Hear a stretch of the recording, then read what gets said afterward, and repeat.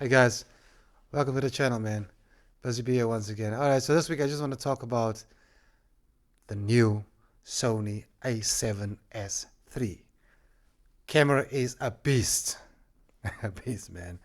All right, so guys, yeah, I remember last week I told you guys that this camera will be launched, and yes, it was launched actually today. Yeah, I'm recording this, video as in on the 28th. So you guys are only gonna see it tomorrow, but it was launched today by Sony. I told you guys this camera is going to be a beast. And this camera, honestly to say, this camera's got everything that I need or want in a small form factor camera. And we're talking about, I know there's a lot of specs. I made a couple of notes. So, and I also put, some of the stuff up on the screen for you guys so you guys can see.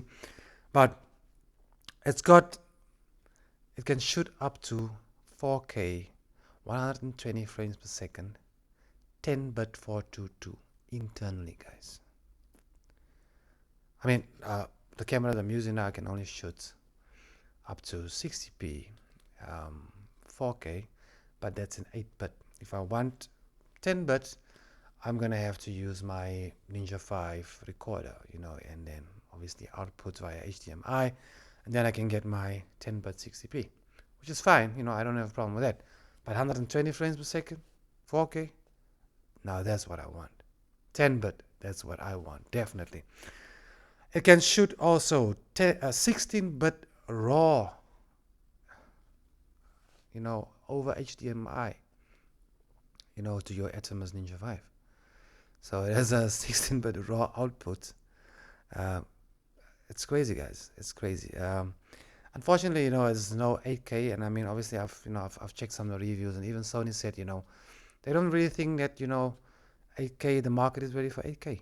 You understand? Unless you really want to use the 8K for, like I'm using my 4K for HD. You understand what I'm saying? Obviously, you can rescale stuff and you don't lose any quality, and that's exactly the same thing that you can do with 8K, I guess. But I mean, is the market really ready for 8K? I don't think so. I mean, how many TVs that's got 8K? A lot of us are even struggling to get TVs that plays 4K. Yeah, So I don't know. And I have to agree with Sony. I don't think the market is ready for 8K. So give it a couple of years, and then once you see, everyone is transitioning to 8K, then yeah, by all means, put out, a lot of cameras that can shoot in 8K. Yeah, obviously, you get your high-end cameras like your Reds that can shoot up to 8K, and obviously now Canon, but now you've seen the limitations. I mean, so yeah, I have to agree, Sony. The market is not ready for 8K. All right, guys. So let's go on. I just want to show you guys. Yeah, it's got a new sensor. It's got a new processor. They call it the Biones XR processor. It's got a new color science. I'm looking forward to see that. If only I had, the camera in my hand and I, do some proper testing. But yeah, 5-axis in-body stabilization. Can't beat that, man. Super nice.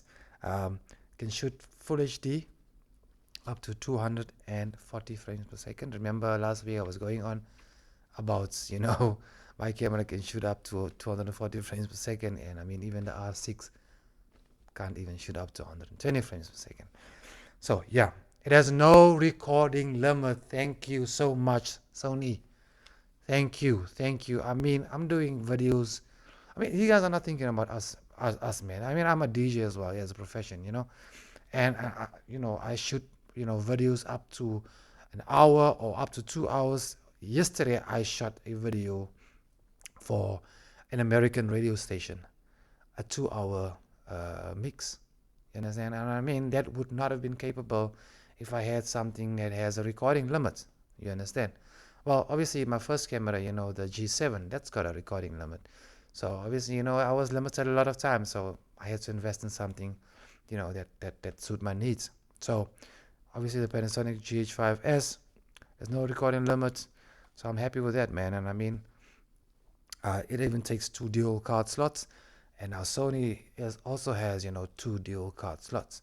But the nice thing about the dual card slots of Sony, you can either use your normal UHS 2 SD cards, or you can use the new CF Express Type A cards. So it's faster cards, right? So that's a nice thing. So I mean, obviously, if you want to buy, obviously those are gonna be much more expensive, obviously. But yeah, it's something to look into. And I mean, like I've I've watched what they said in their announcement. Obviously, if you have like your V60 or your V90 cards, those cards will also work in your new A7S III camera. Now, remember, guys, this is a full frame camera, right? So obviously, with full frame cameras, you get, the possibilities are so much better in terms of low light. You understand what I'm saying? So that's already a plus if it's full frame. But now, even the ISO of this camera can go up to 409,000.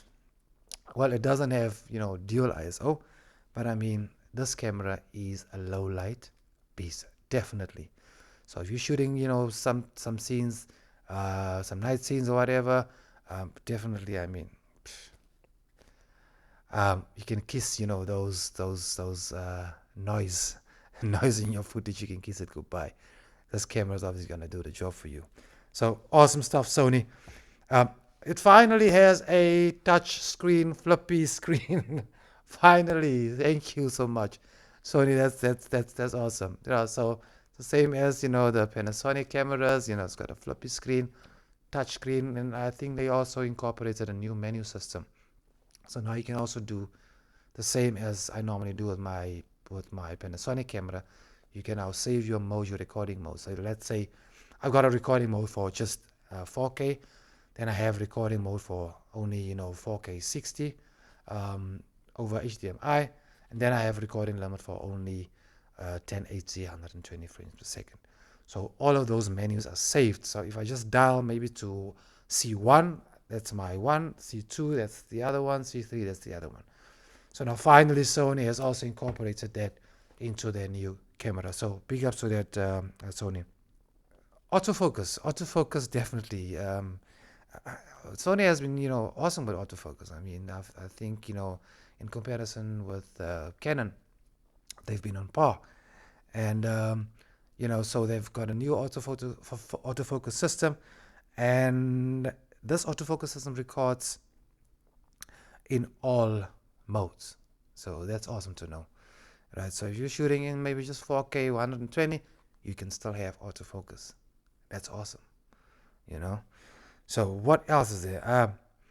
I think I've covered everything, guys. I mean, so I just want to say, Sony, congratulations on a great product. Like I said, this is everything that I want in a camera, and I'm specifically talking about a small form factor camera.